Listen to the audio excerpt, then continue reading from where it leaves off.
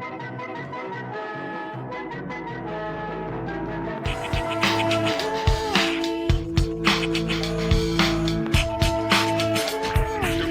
of 1999. Okay, so hello everyone and welcome to episode 13 of the Movies of 1999, a podcast where we watch a movie from 1999 every week as selected by Bingo Machine. My name is Jason Hutchins. And I'm Craig Talbot. And in this episode, we're going to be talking about Bowfinger, which was the movie that we watched last week. And that had been paired with the movie called 200 Cigarettes. Hang around at the end of this podcast when we cross live to this week's movie night to find out what we'll be watching on next week's show. So, Craig, what's been happening this week? Well, well done on getting to the 13th episode. That's right, 13th, yes. Yeah, 13th episode. So that's our quarter of the way through the year. Yes, quarter one. So there we've done quarter one. We're almost at the end of March, so we've done really well. Yeah. As I said to you, I think I've watched something like 29 movies so far this year, not all podcast movies. And it's quite terrifying. I think I've watched more movies in the last 3 months than I've watched in probably the last 2 years. It's quite a lot of movies. It's been an interesting project, hasn't it? And not necessarily watching movies that you would have chosen, but there's always something interesting to talk about, even if they're not the best movies. Yeah. So why do you think, well, actually I should first talk about why I chose Bowfinger to be in the list of A movies. And I think this was one of the few movies that I hadn't seen before, but it popped up on quite a few lists of the best movies of 1999. And I think having a Steve Martin, Frank Oz, Eddie Murphy movie in the mix, just a flat out comedy, it kind of made sense to balance some of the more depressing movies on my list. Can you guess why it was paired with 200 Cigarettes? Yeah, the only thing I can think of is they're both nominally comedies, I guess. I was expecting you to come up with some sort of weird, obscure link, like, the cast members had both been on the same movie at some point or something like that. Yeah, that would have been good. It's interesting, we've got our second movie, which is about New Year's Day. There was another movie that we watched, which was the Australian one, Strange Planet. That's it. That's the one. Yep. Yeah. So this is our second New Year's Day movie. I must admit, I was fascinated to see it was Frank Oz as the director. I didn't realise he did so many of Bowfinger in this case. Yeah, and I didn't realise he did so many live action movies. He's very famous in our household because we're all massive lovers of Sesame Street and the Muppets. Fozzie Bear. He voices Miss Piggy. And Yoda. I didn't know he was actually the voice of Yoda in all of the Star Wars movies. Yeah, he's the voice of Yoda. Get out of here. You never noticed that you didn't realise he was Yoda? No, I didn't realise He's got such a distinctive voice. So I found that out today. Crazy you are. Look, I'd never really looked into it. But you don't have to look into it. You just have to hear the guy's voice. I learn something about you every week, Craig. That's a bit of a shock to me. I love the Star Wars movies, but I've never really. I'm not someone who normally looks behind the scenes. So I've looked a lot behind the scenes in the last couple of months. So before we start talking about the movie in any depth, I mean, we haven't even thrown to ChatGPT. It's all gone off the rails. But I also wanted to mention that this is 2 weeks in a row where we've had a movie with punk culture in. Yeah. So isn't that interesting? So I think instead of twin spotting, maybe we now have to do punk spotting, and maybe we'll have a punk movie next week. So let's throw now to ChatGPT, who I believe is going to read their synopsis of Bowfinger. So I must admit, I found it quite funny that you switched to a female voice last week. Just to... Anyway, go on. Okay, so over to you, ChatGPT. Bowfinger, directed by Frank Oz and starring Steve Martin and Eddie Murphy, is a comedic gem that takes a satirical look at the lengths to which filmmaker Bobby Bowfinger will go to produce a hit movie, despite having a minuscule budget and a cast of questionable talent. Desperate to break into the big time, Bowfinger concocts a wild plan to covertly film action superstar Kit Ramsey, played by Murphy without his knowledge, by tricking him into unknowingly participating in his movie. The film hilariously showcases the eccentric and often dubious tactics Bowfinger employs, involving a motley crew, including a naive Midwesterner and a diva with questionable acting skills, to pull off the ultimate Hollywood dream. Bowfinger is a riotous exploration of ambition, creativity, and the fine line between genius and insanity in the pursuit of fame. And there you have it. That's a summary of the movie that we're going to talk about now. So, Craig, what did you think about Bowfinger? I commented on the Driscoll. This is the funniest movie I've watched so far. You think so? This year. Okay. Yeah, I liked this movie. What would the other contenders be? I think Office Space would be a big contender for me. Yeah, I didn't find Office Space particularly funny. Yeah. So I haven't really found many of the movies massively funny. I think American Movie, the documentary, was also maybe there was a bit of laughter funny in that one.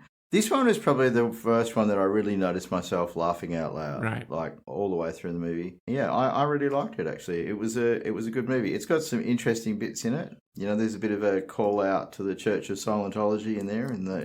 I did like that. The cult of Mindhead. Wore their funny hats and all that kind of stuff. Yeah. So apparently this movie is based on a real incident from 1927. So the screenplay is by Steve Martin. A Russian filmmaker allegedly covertly shot a actress named Mary Pickford vacationing, and they fashioned the entire film around the footage that he took of her vacationing, creating the illusion that Pickford was starring in the movie. Apparently, the reality is, though, that Mary Pickford and Douglas Fairbanks participated in the film in 1927 as a goodwill gesture towards the Russian film industry, just before it became Soviet Russia. That's still that transition period. This film is actually considered as by many people as one of Eddie Murphy's best and most underappreciated films. He's actually pretty good in this. Yeah. He's very good in this. Yeah. Let's be honest. Yeah. He's in both the roles he plays, and obviously he's fairly famous for the multiple roles that he plays in movies. He did really well in this one. I think this one sort of disappeared a little bit. I enjoyed it anyway. Yeah, we got some laughs. And I forgot to mention that I was unwell last week, so we didn't have the movie night in real life. We did a virtual movie night. We did a watch party. Yeah. And that was quite fun. And I think everyone who followed along and watched the movie enjoyed it. Yeah. We were all surprised that it was as good as it was, yeah. Eddie Murphy at this time was an incredibly busy actor. He had only just finished The Nutty Professor.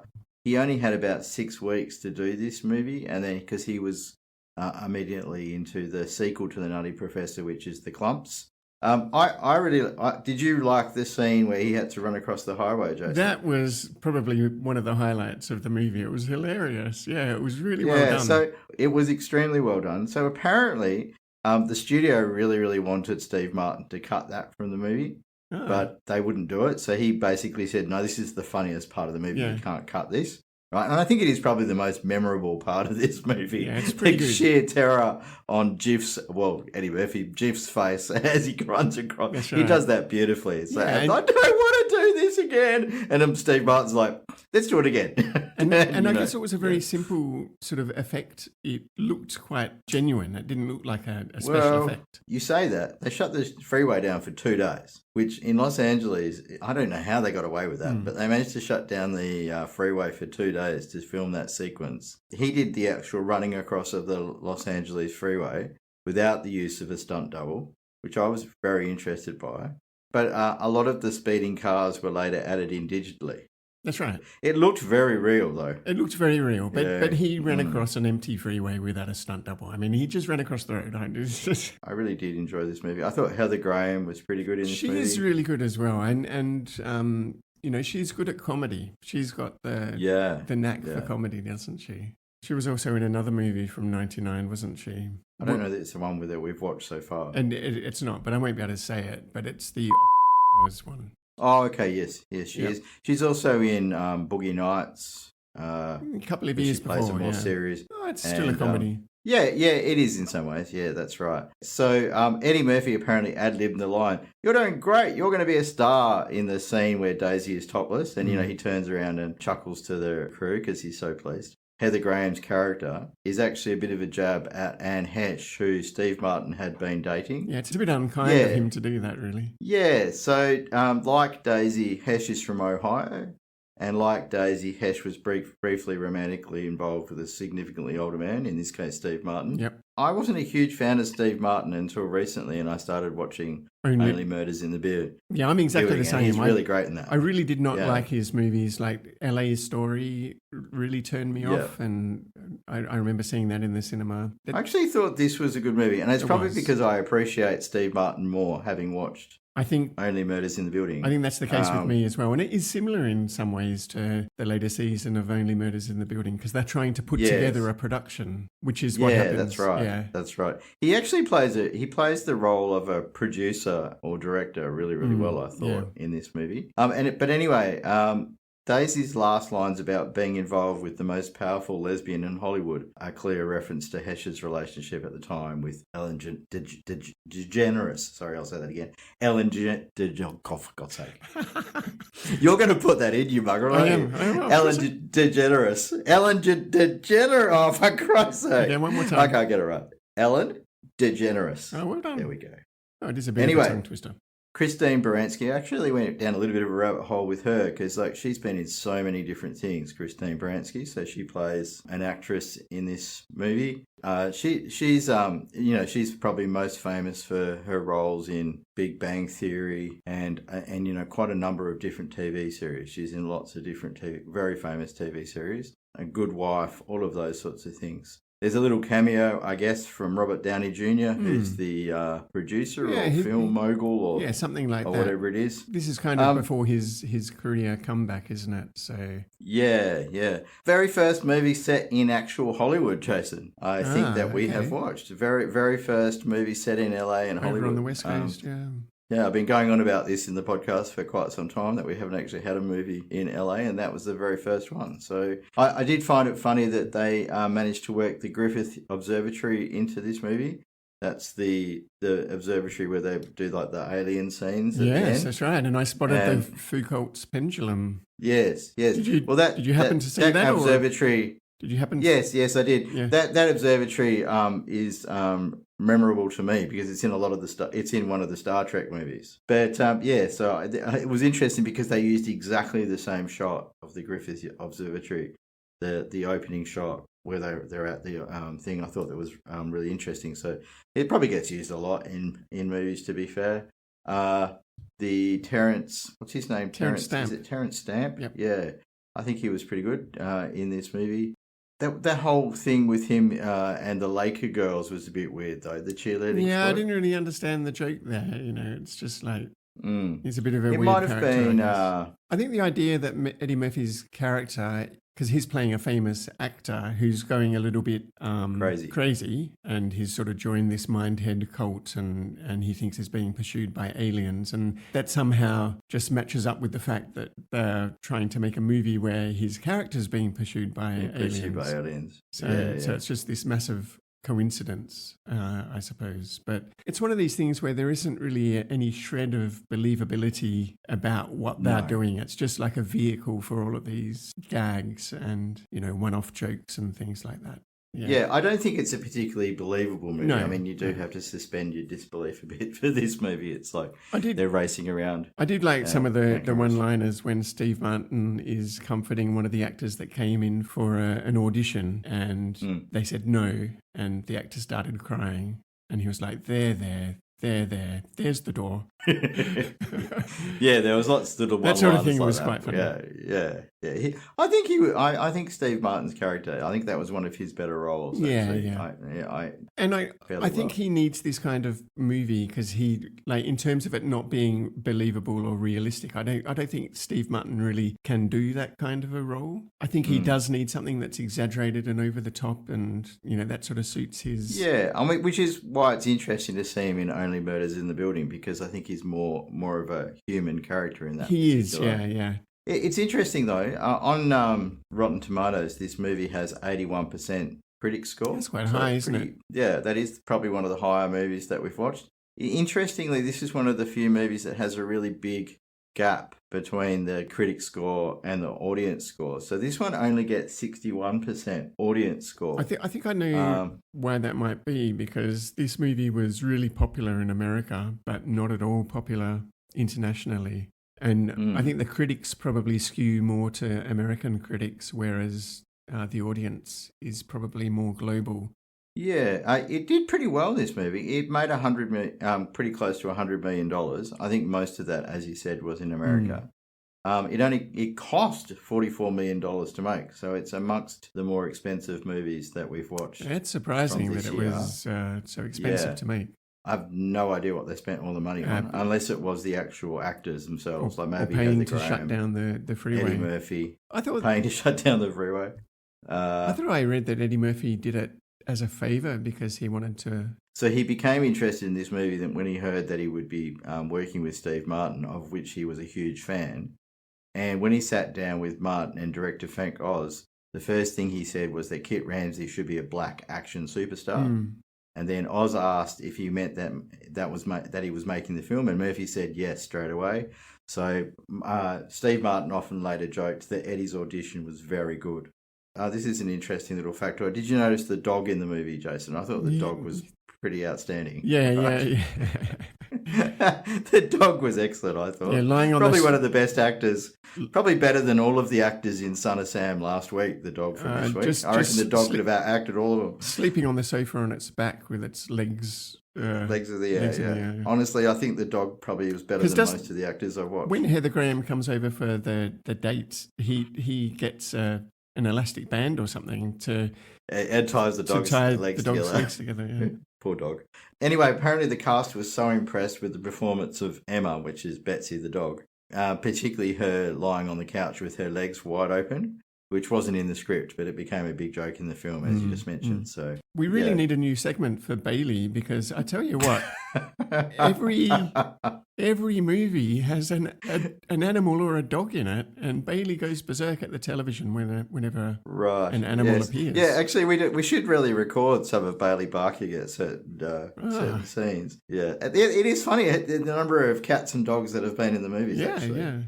Almost everyone, I would think. The other laugh out loud moment for me, apart from the freeway crossing scene, was right at the end of the movie where they went to Taiwan and made their ninja movie with like the Eddie Murphy doing his hopeless kung fu moves. And I thought that was hilarious. I loved that. I loved that call out to kung fu movies. It would probably be seen as a bit racist today, but it was actually really funny. Was it racist? That was a little bit. Well, there's a lot of stereotypes, but then in kung fu movies, there's a lot of stereotypes anyway. So I liked the way they included all of the cast in that ending as well. Yeah, so they're all in there somewhere. Yeah, there was a payoff for all of them, just to show that they were successful, I suppose, in their quest to make movies. I did read some of so Lee Patch, who I always end up reading, who's from the Herald Sun, right? His review of this movie, he's an Australian reviewer. The minor characters are also great, most notably Heather Graham. I'm not sure that I would call her a minor character in this movie. She's pretty key. Christine Baranski as a deluded stage veteran. And Eddie Murphy in his second role. I think his second role was actually very clever as Jiff. Yeah. Apparently he didn't want to wear prosthetics, but what they did was they made his ears stand out a bit, and they gave him braces. That was his idea to have the braces. Braces and glasses, and that was enough to... Yeah, all of that sort of stuff. Yeah. He thought it had a bit of mayhem with just the right dash of stupidity. But it just occurred to me that at the beginning of the movie, Eddie Murphy ad-libs a bit about the Oscars, how they always give Oscars to white guys who play idiots. Yeah. If you're a black actor and you want a nomination, you have to play a slave. And there was a little bit of that sort of stuff. And the only way to win an Oscar as a black actor is to play a slave who's an idiot.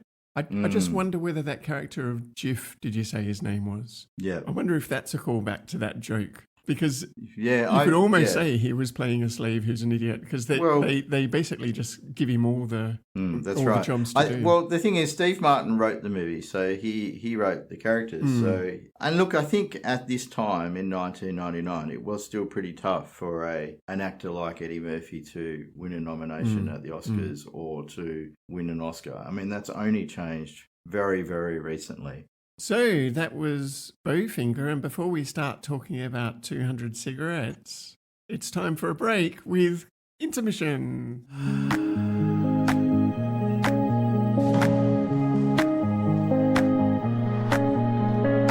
I didn't say toilet break, I just said... Oh, well, thank you, Jason, for for your kind intro there. This week in the intermission, we're going to be talking about a manga from 1999 called Naruto. And this week I read volume 1 of Naruto, which was actually pretty hard to get hold of, but because it is from 1999. This manga is about a character called Naruto Uzumaki and is written by a manga artist and writer called Masashi Kishimoto. And it was first published in Shonen Jump in 1999. So manga, for those of you who don't know, are comics or graphic novels originating in Japan. They conform to a particular style, and that was developed roughly in the 19th century. It's an industry in Japan that around this time was worth around 600 million yen, so about $5 to $6 billion US at this time in 1999. Now it's about 10 times that, or even 100 times that. It's a massive industry. But that can't be right? It can't be 600 million yen. It's got to be much more than that. That's what well, remember, this is at that time. So yen was worth a different number around that time. Oh, really? Okay. So the yen now is worth considerably less. It's been going for, the anime, for example, is over 20 years old now. There are over 72 volumes of the Naruto manga available in the West. It's actually I'd actually forgotten how tricky it is to read manga, because as you're probably aware, Jason, you read manga from right to left. And I had forgotten how difficult that was to do when I read it this week, because I hadn't read one for a while. So the series focuses on the hero and protagonist, as I mentioned, Naruto Uzumaki, who's a ninja in the Hidden Leaf village, and he has supernatural ninjutsu abilities, and he's the host of the Nine-Tailed Fox, and he wants to become the Hokage, which is the head of the village. He's always doing really naughty things in this first volume, like painting. They've got big heads above the village of all the previous Hokage, and he paints mustaches and things on them. Okay. That's the opening scene of the manga, and he gets into trouble with all of the. It's a fairly radical thing for a Japanese to do. Obviously, gets into trouble with everyone else in the village, and they are pretty unhappy with him. It's one of the most popular manga and anime in the world, and it still remains popular to this day. Interestingly, Naruto is particularly popular in South America. It has a huge following in South America. I'm not quite sure why, but it's massive in South America, much bigger than in English-speaking countries. So obviously from that point of view, you can understand that it's published all over the world. It has sold over 250 million copies, and that was in 2020, and it's still being published. That's amazing. It has five main characters: Naruto Uzumaki, who's the title character, Sasuke Uchiha, Kakashi Hatake, and Iruka Umino. I've probably completely butchered those names, but my daughter would be Ellen disgusted at me. DeGeneres? No Ellen DeGeneres. I'm not saying that. I'm not saying Ellen again. All right. Anyway, stop putting me off, Jason. It is one of the 4th highest growing manga series of all time. I didn't actually go down the road of finding out what the top 3 were, but it's if you've ever had any involvement with manga at all, you would have heard of it. He created a whole world. The thing about manga that really amazes me, Jace, is when you read them and you look at the individual little sections. I've forgotten what they're called right now, but they're little boxes. Little panels. The panels, thank you. That's exactly what they're called, panels. Some of the detail in some of the panels is absolutely incredible. Yeah. There's one panel in this particular manga of the town where Naruto wakes up, he's growing up, and there's this really detailed panel of the actual town. And it must have taken him ages to draw. And it's one panel. Yeah. It's one panel of, hundreds just in this one volume.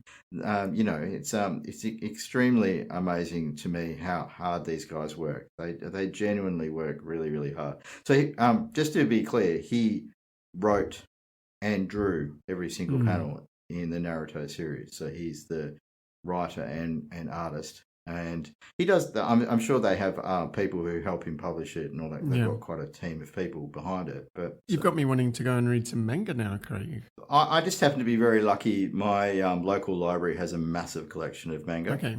But it is quite interesting when you actually look at the detail of the amount of work that these people put into the manga. It is quite remarkable, really, how hard they work. And, you know, hundreds and hundreds of manga are published probably weekly, you know. And it's, like I said, like it was a $5 to $6 billion US industry back then. I think now it's probably at least 10 times that. And it's much, much bigger worldwide. Manga and anime is much more of a mainstream thing now. Back in 1999, as you and I are both aware, it was still emerging as an art form in the West. That's right. Yeah. We used to go to anime shows back in the early 90s, and it was very niche back then. They used to import videotapes direct from Japan. That's right. And either subtitle it themselves or even just give us a one-page summary of what we were watching, and we kind of had to figure it out. But so what makes Naruto interesting is that probably a few years later, it was one of the first ones to be published with an English dub in the West. Okay. So on television. So yeah, it's one of those ones where it created this interest in anime. I mean, Dragon Ball Z and Pokemon and all of that kind of stuff probably bigger, obviously, but this is also, as I said, one of the biggest manga from this year. And that's why I picked it from this particular year, 1999. So that was our intermission for this week. Our next movie to talk about is 200 Cigarettes, and let's throw over to ChatGPT to give us its synopsis. 200 Cigarettes, set on New Year's Eve in 1981, captures the essence of young New Yorkers navigating the complexities of love and life during one chaotic night. The film intertwines multiple storylines, each reflecting the anxieties, romances, and comedic misadventures of its characters as they converge on a party in the East Village. With an ensemble cast featuring the likes of Christina Ricci, Courtney Love, and Ben Affleck, the movie offers a vibrant and humorous snapshot of the pursuit of connection and the new beginnings that the promise of a new year brings. Against the backdrop of a meticulously recreated 1980s Manhattan, complete with a killer soundtrack, 200 Cigarettes is a nostalgic ride through the trials and triumphs of young adulthood, capturing the universal desire for love, understanding, and a memorable start to the new year. And there you go. That's the synopsis of 200 Cigarettes. Craig, what did you think of this movie? I actually didn't mind this too much. It was a little bit bitsy, I guess. It just sort of jumped around a lot in an attempt to tell a story. Well, it was one of these movies where you have all these intersecting storylines. So there's about six separate storylines of couples that are all trying to get to this New Year's Eve party, and then they all get there in the end. There's a fairly famous movie. Is it Taxi? I think it's called. Is that the right one? Am I thinking? Is it Taxi Driver or Taxi? Taxi Driver is the De Niro movie. And there was a TV series there's a movie, called Taxi. I'm pretty sure called Taxi or something like that I've watched a few times, which is similar to this in that it's got the same sort of style of people. I think it's from 1998. You're thinking about A Night on Earth or something like that. Yeah, it must be that movie that I'm thinking of. I apologize. A Night on Earth, right? Yeah, I know. I just remember it because I always remember the taxi. Basically, I've seen that movie a couple of times. Well, anyway, it reminded me a lot of that movie. I thought Dave Chappelle was pretty good. He was pretty good. He was the taxi driver, yeah. So a lot of the separate groups of people end up catching his cab on their way. That's right, yeah. So it reminded me strongly of that. This movie doesn't do very well with the critics. No. It only got 30% with the critics. Interestingly, 59% with the audience, though, so the opposite to the previous movie. This movie only made about $6 million. But cost about $6 million to make, so only just made back its money. This is a movie from the director Risa Bramon Garcia, who's probably most famous for the movie JFK. Oh, really? That was the only famous movie of hers that I could see. Just to stop you there, so JFK and True Romance, she was the casting director. She didn't direct those movies. Oh, okay. This looks like the only movie that she has directed. So not a very well-known director. What I liked about this movie, though, was the ensemble cast. All of these actors. The cast was pretty amazing. You know, both of the Affleck brothers, Dave Chappelle, as you said. Kate Hudson, I thought, was really, really good. Yeah, she was. she cries well. She does that. She does that comedic sobbing as she's talking thing quite well. Well, she comes from a very famous family. She's got a pretty good mother. And who's her mother? Yeah. Who's her mother? Isn't that? Isn't she? Come on, you were saying an interesting factoid. Isn't she the daughter of? No. Isn't she the daughter? You've got to follow up your factoid. It's Goldie Hawn. Goldie Hawn, yeah, that's it. That's what I was trying to think of. She does have that similar mannerisms to Goldie Hawn. Yeah, Kate Hudson, isn't she the daughter of, oh God, what's his name? The other bloke. Ellen DeGeneres? Shut up. She's the daughter of Goldie Hawn and Bill Hudson. Bill Hudson. Come on, okay. Your Google food's not that strong today. No, I've got like 15,000 different screens open here, Jace. You should see the setup that goes into creating this podcast. There's about 20 different tabs open here. We've also got Paul Rudd making his second appearance because he was in that other movie, The Cider House Rules. Oh, the other movie. Thanks, Jason. The Cider House Rules. Really helpful. Oh, okay. Thank you very much. Paul Rudd is in a considerable amount of this movie. Like he's one of the main characters, and he's pretty much one of the main characters in the movie, right? And yet on the credits, he is way down at the bottom. With person at restaurant and things like that. That's literally where he's listed. He wasn't as well known back then as he is today, but his career had a slow burn, don't you think? He was. Oh, look, I think he's pretty well known these days. Yeah, but I mean, he was doing movies in the 90s. He was doing movies in the 90s. I mean, I thought maybe this was one of his early movies or something. That's what Simone and I were saying to each other. But when I looked, he's actually done quite a lot of movies. Christina Ricci was in this movie. See, I'm not going to make a mistake. Yeah, and you're going to edit it to make yourself look good. That's not fair. Of course I am. Anyway, Betsy Beers was the producer. This is her first time producing. Do you know what really stood out for me in this movie, Jason? What do you think really stood out for me? It's got to be the music. Yeah, the music was awesome. It has got to be the music. It was absolutely awesome. This is such an interesting movie in that it doesn't have a soundtrack. Like, it doesn't have a composed soundtrack like most movies would have. It is just song after song after song. Yeah. And when you look at the end credits, there's about 50 songs that are listed. Yeah. Which is huge. I did actually go down. I went down the rabbit hole of finding out what all the songs were. It's one of the first ones I've actually looked up, the soundtrack. And the music consultant, of course, the music consultant for this movie was Elvis Costello. So he chose all of those songs. Yeah. And he has a bit of a cameo in the movie. It's a very funny cameo. On and off. Yeah, he's got a cameo in the movie. The whole idea of the movie is that the person who's hosting this New Year's Eve party, she gets really upset because nobody's turned up. So she starts drinking herself into oblivion. But then everyone does turn up after she's passed out. And who should turn up but Elvis Costello? And she's a huge fan. She's his number one fan. So at the end of the movie, the end credits shows all these Polaroid photos of Elvis Costello carrying her around like Weekend at Bernie's because she's passed out.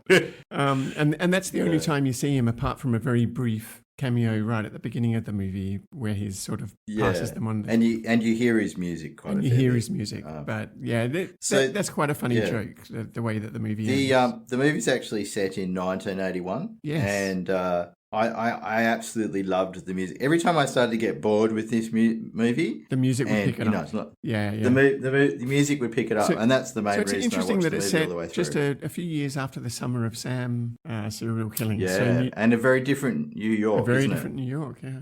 And so, in reality, Elvis Costello spent New Year's Eve 1981 playing a concert with his band, The Attractions, at New York's Palladium Theatre, which is on East 14th Street, which is only a few blocks north of where 200 Cigarettes takes place. So the cigarette thing, 200 Cigarettes, apparently is a reference to the fact that in a carton of cigarettes, there are 10 packs per carton and there are 20 cigarettes per pack. And there is a lot of cigarette smoking in this movie, which, again, I don't know that would fly in 2024. Yeah, but also we forgot to mention that Courtney Love is in this movie and she's best friends with Paul Rudd's character. And she buys him a pack of 200 cigarettes as his birthday present because New Year's Eve is also his birthday. I think that's Yes, that's right. Yeah. Yes. I'm always a bit sad to see Courtney Love in a movie because it reminds me of Kurt Cobain. So she's not very good in this movie. She's not terrible though. I mean, she's never good in any movie. Yeah, she's not a great actor. No. She's always Courtney Love, to be honest. So the producer Betsy Beers was actually a massive Elvis Costello fan, right? And her favourite album is one called Imperial Bedroom, which is one of Elvis Costello's lesser known albums. And he was really pleased because he said no one ever really mentions that album. And so he actually helped them. Speaking of the music, he was actually really instrumental, a bit of a pun there, in securing rights to songs they could never have afforded on their limited budget.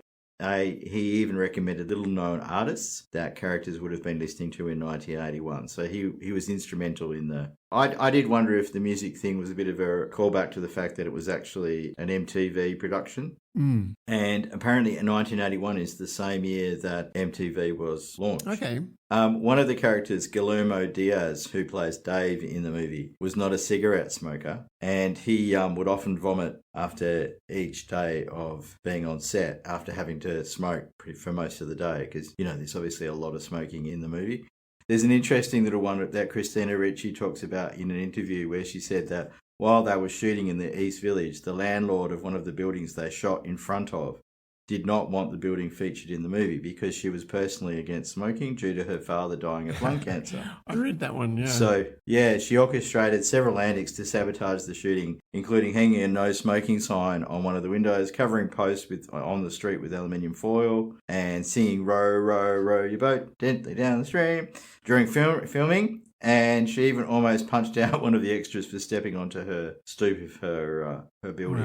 Wow. And walked towards the camera with a no smoking sign while singing. So your mate Roger Ebert gave this movie half a star. Is that right? He hated it. But you should listen to his criticism. He says, none of the actors know how to smoke a cigarette. Everyone's from the suck and blow school of smoking. They inhale but not too deeply and exhale not too convincingly, and then squint while the smoke goes up from below the screen. Their smoke emerges as a small, pale, noxious grey cloud. When Robert Mitchum exhaled at a guy, the guy ducked out of the way. So his review is all about how they don't know how to smoke cigarettes. It's kind of a bit bizarre. I mean, what was he on? Yeah, Roger Ebert was obviously a smoker then. Yeah, he must have been. I don't think you'd get away with a movie called 200 Cigarettes now. I don't think anyone would fund it. It just wouldn't be a thing now. The character Kevin says in this movie, did you know that cigarettes are a shield against meaningful interaction with people? So that's Paul Rudd's character. And he's talking about people using cigarettes as a shield. I just figured out a connection between the movies. Oh, did you? Only Murders in the Building. Later season, right. Who's the bad guy? Yes. Paul Rudd. Right, yes. Okay, so he's in both. Well, he's involved. So there you go. Yeah, there you go. Very well done, Jason. Only Murders in the Building. Ben Affleck signed on to the film with the belief that it would support his brother Casey Affleck in his first leading role, right, while he was going to play a small uncredited role. And then he found out later that his name was the headline for something. He was the headliner. Oh, of course he would be. I mean, you wouldn't, if you were making this movie, of course you'd include him as the headliner.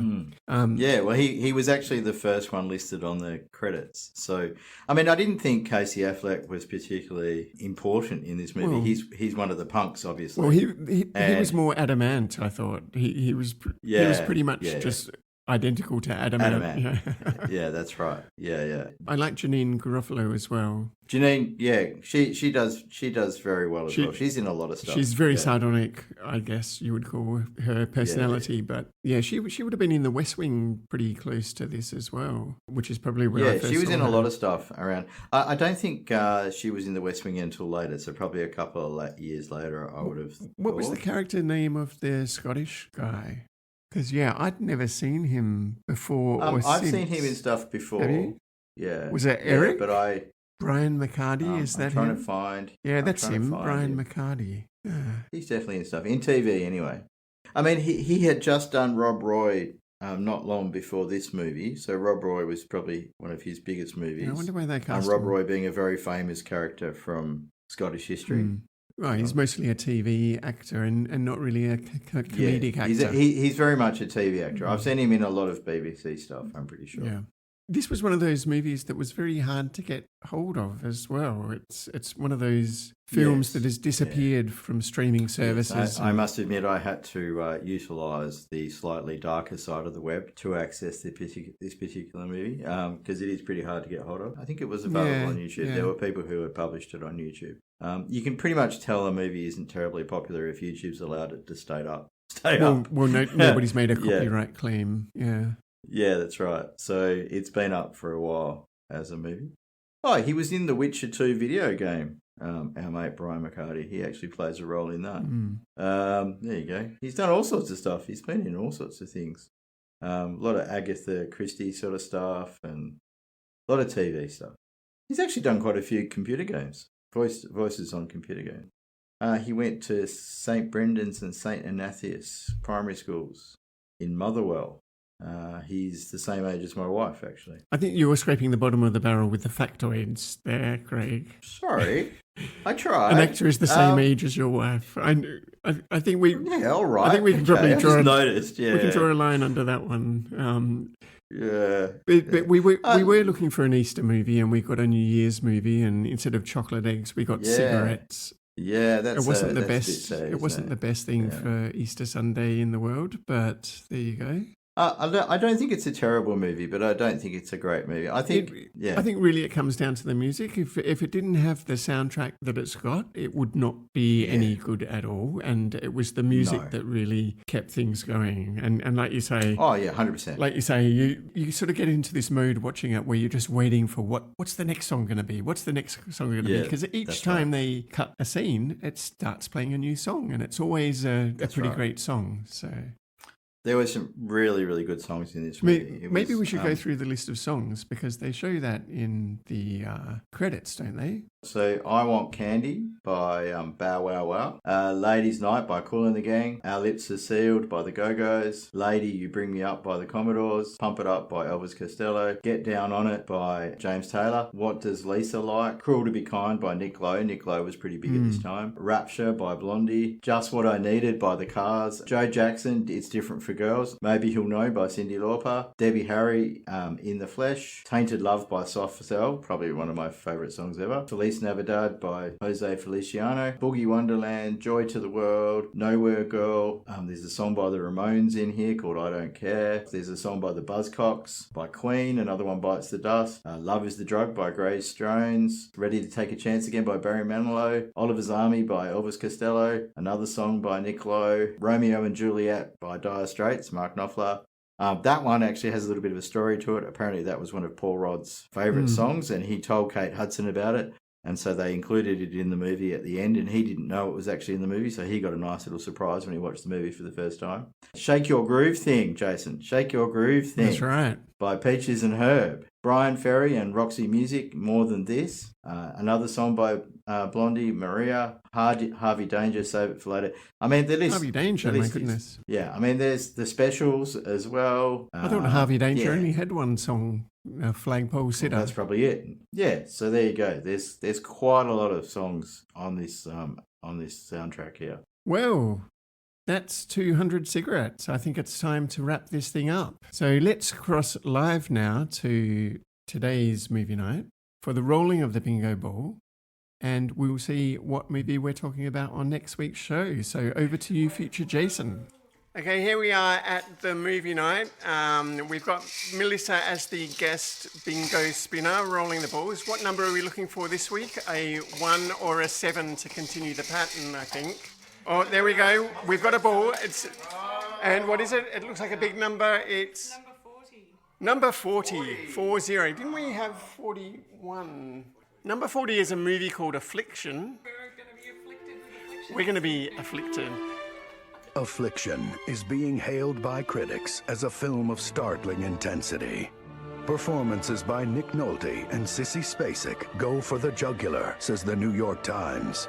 Entertainment Weekly calls it Paul Schrader's best movie yet.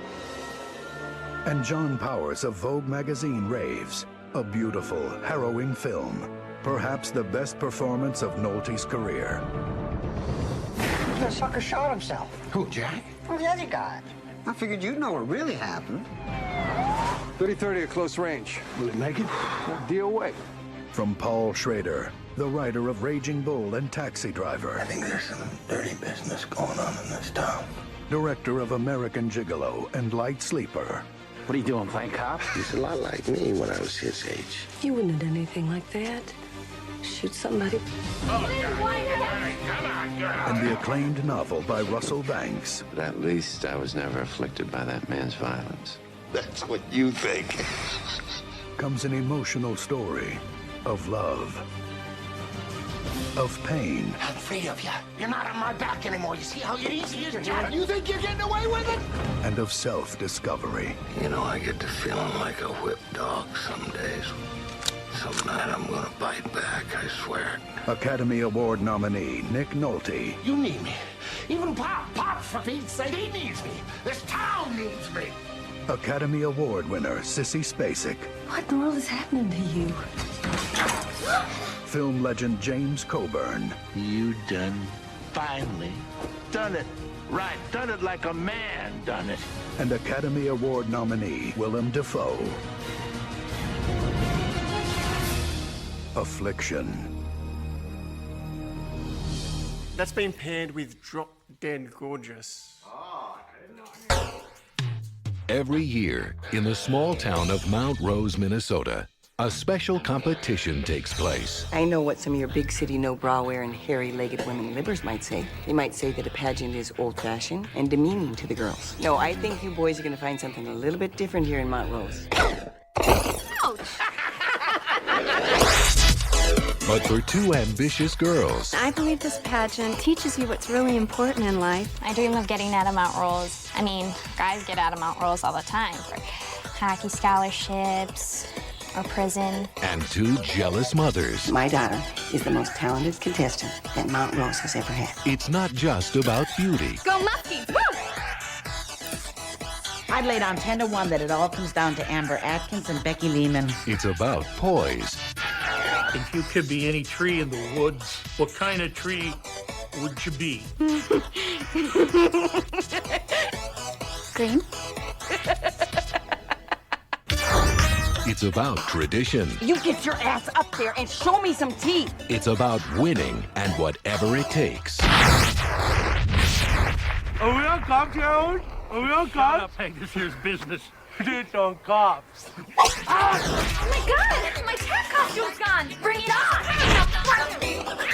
on! From New Line Cinema. What kind of a moron paints step ladders right before a pageant?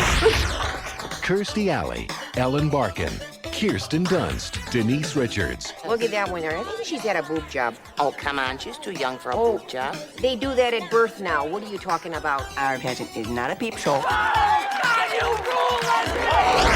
Drop Dead Gorgeous. Suck it in, or so help me, I shoved my foot so far.